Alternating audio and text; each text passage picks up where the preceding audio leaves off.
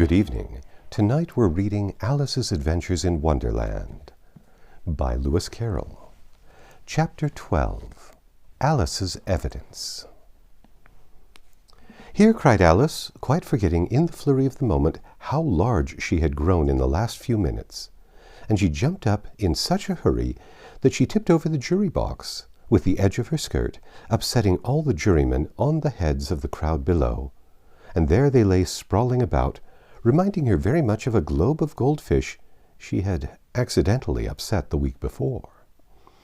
"Oh, I beg your pardon," she exclaimed in a tone of great dismay, and began picking them up again as quickly as she could, for the accident of the goldfish kept running in her head, and she had a vague sort of idea that they must be collected at once and put back into the jury box, or they would die. "The trial cannot proceed," said the king in a very grave voice, "until all the jurymen are back in their proper places. All," he repeated with great emphasis, looking hard at Alice as he said so.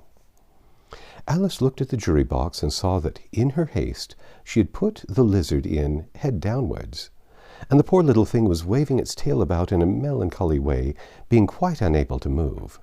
She soon got it out again and put it right. "Not that it signifies much," she said to herself. "I should think it would be quite as much use in the trial one way up as the other."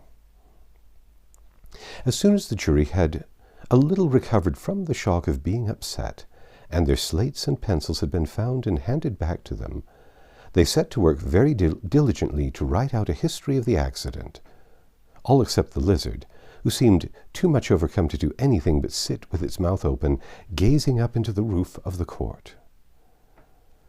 "What do you know about this business?" the king said to Alice. "Nothing," said Alice. "Nothing whatever?" persisted the king. "Nothing whatever," said Alice. "That's very important," the king said, turning to the jury. They were just beginning to write this down on their slates when the White Rabbit interrupted. "Unimportant, your majesty means, of course," he said in a very respectful tone, but frowning and making faces at him as he spoke. "Unimportant, of course I meant," the king hastily said, and went on to himself in an undertone, "Important, unimportant, unimportant, important," as if he were trying which word sounded best. Some of the jury wrote down important and some unimportant. Alice could see this, as she was near enough to look over their slates. "But it doesn't matter a bit," she thought to herself. At this moment the king, who had been for some time busily writing in his notebook, called out, "Silence!" and read out from the book, "Rule 42. All persons more than a mile high to leave the court." Everybody looked at Alice. "I'm not a mile high," said Alice. "You are," said the king. "Nearly 2 miles high," added the queen. "Well, I shan't go at any rate," said Alice. "Besides, that's not a regular rule. You invented it just now." "It's the oldest rule in the book," said the king. "Then it ought to be number 1, said Alice. The king turned pale and shut his notebook hastily. "Consider your verdict," he said to the jury in a low, trembling voice. "There's more evidence to come yet, please your majesty," said the White Rabbit, jumping up in a great hurry. "This paper has just been picked up." "What's in it?" said the queen. "I haven't opened it yet," said the rabbit, "but it seems to be a letter written by the prisoner to somebody." "It must have been that," said the king, "unless it was written to nobody, which isn't usual, you know." "Who is it directed to?" said one of the jurymen. "It isn't directed at all," said the rabbit. "In fact, there's nothing written on the outside." He unfolded the paper as he spoke and added, "It isn't a letter, after all. It's a set of verses." "Are they in the prisoner's handwriting?" asked another juryman. "No, they're not," said the White Rabbit. And that's the queerest thing about it." The jury all looked puzzled. "He must have imitated somebody else's hand," said the king. The jury all brightened up again. "Please your majesty," said the knave, "I didn't write it, and they can't prove that I did. There's no name signed at the end." "If you didn't sign it," said the king, "that only makes the matter worse. You must have meant some mischief, or else you'd have signed your name like an honest man." There was a general clapping of hands at this. It was the first really clever thing the king had said all day. "That proves his guilt, of course," said the queen, "so off with—" "It doesn't prove anything of the sort," said Alice. "Why, you don't even know what they're about." "Read them," said the king. The White Rabbit put on his spectacles. "Where shall I begin, please your majesty?" he asked. "Begin at the beginning," the king said very gravely, "and go on till you come to the end, then stop." There was dead silence in the court whilst the White Rabbit read out these verses. "They told me you had been to her and mentioned me to him. She gave me a good character, but said I could not swim. He sent them word I had not gone. We know it to be true. If she should push the matter on, what would become of you? I gave her 1, they gave him 2. You gave us 3 or more. They all returned from him to you, though they were mine before. If I or she should chance to be involved in this affair, he trusts to you to set them free exactly as they were. My notion was that you had been, before she had this fit, an obstacle that came between him and ourselves and it.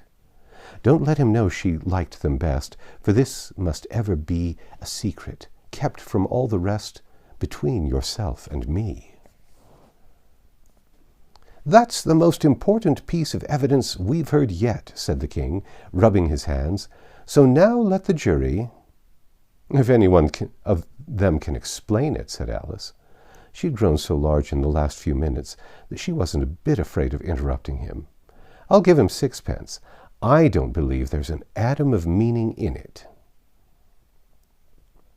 The jury all wrote down on their slates, "She doesn't believe there's an atom of meaning in it," but none of them attempted to explain the paper.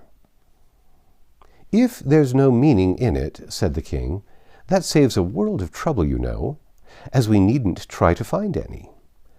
And yet I don't know," he went on, spreading out the verses on his knee and looking at them with one eye. "I seem to see some meaning in them, after all. Said I could not swim. You can't swim, can you?" he added, turning to the knave. The knave shook his head sadly. "Do I look like it?" he said, which he certainly did not, being made entirely of cardboard. "All right, so far," said the king, and he went on muttering over the verses to himself. "We know it to be true. That's the jury, of course. If she should push the matter on, that must be the queen. What would become of you? What indeed? I gave her 1, they gave him 2. Why, that must be what he did with the tarts, you know." "But it goes on, they all returned from him to you," said Alice. "Why, there they are," said the king triumphantly, pointing to the tarts on the table. "Nothing can be clearer than that. Then again, before she had this fit—" "You never had fits, my dear, I think," he said to the queen. "Never," said the queen, furiously throwing an inkstand at the lizard as she spoke.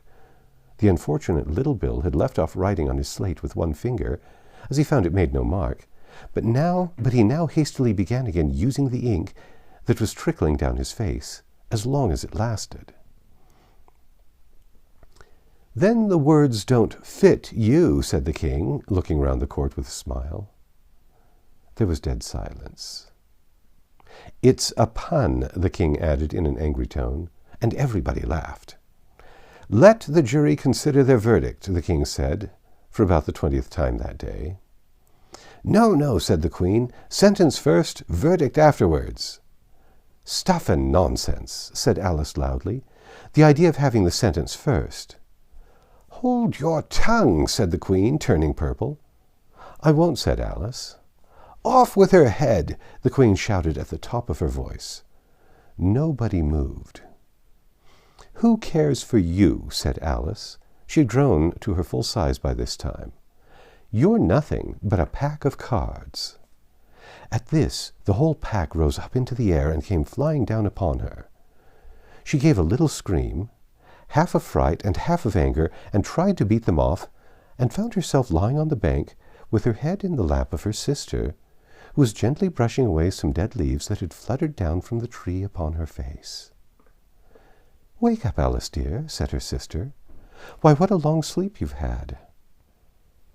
"Oh, I've had such a curious dream," said Alice. And she told her sister, as well as she could remember them, all the strange adventures of hers that you have just been reading about. And when she had finished, her sister kissed her and said, "It was a curious dream, dear, certainly. But now run into your tea. It's getting late." So Alice got up and ran off, thinking while she ran, as well she might, what a wonderful dream it had been. But her sister sat still just as she left her, leaning her head on her hand, watching the setting sun, and thinking of little Alice and all her wonderful adventures, till she too began dreaming after a fashion, and this was her dream. First she dreamed about little Alice herself. Once again the tiny hands were clasped upon her knee, and the bright eager eyes were looking up into hers. She could hear the very tones of her voice, and see that queer little toss of her head to keep back the wandering hair that would always get into her eyes. And still she listened, or seemed to listen. As she listened, the whole place round her became alive with the strange creatures of her little sister's dream. The long grass rustled at her feet as the white rabbit hurried by. The frightened mouse splashed his way through the neighboring pool. She could hear the rattle of the teacups as the March Hare and his friends shared their never-ending meal, and the shrill voice of the Queen ordering off her unfortunate guests to execution. Once more the pig baby was sneezing on the Duchess's knee, while plates and dishes crashed around it. Once more the shriek of the griffin, the squealing of the lizard's slate pencil, and the choking of the suppressed guinea pigs filled the air, mixed up with the distant sob of the miserable mock turtle. So she sat on with her eyes closed, and half believed herself in Wonderland, though she knew she had but to open them again, and all would change to dull reality.